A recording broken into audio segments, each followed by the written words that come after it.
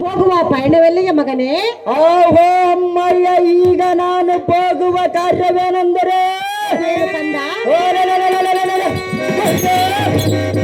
ಲೋಹಾವತಿಯ ಪಟ್ಟಣದ ಧನುಜ ರಾಜ ಶಕ್ತಿ ಶೂದನ ಪ್ರಚೋದನೆ ಮದ ಮೂರ್ಖರೇ, ನಮ್ಮ ವೈಕುಂಠದ ಮೇಲೆ ದಾಳಿ ಧೂಳಿ ಮಾಡಿ ನಿನ್ನ ಜರಬಂಧನದಲ್ಲಿ ಇರಿಸಿ ಆಡಬಾರದ ಮಾತುಗಳನ್ನಾಡು.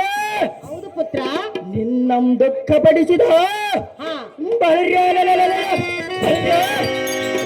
ಶಕ್ತಿ ಶೂದನ ಪ್ರಸೋದರೆಂಬ ಕುಲ್ಲ ರಕ್ಕಸರನ್ನು ಹತಗೊಳಿಸಿ ಬಾಯೆಂದು ನಮ್ಮ ಲೋಕ ಮನ್ಯನಾದ ಶ್ರೀಮನ್ನಾರಿ ಆಜ್ಞೆಯನ್ನು ಪಡೆದಿರುವೆ.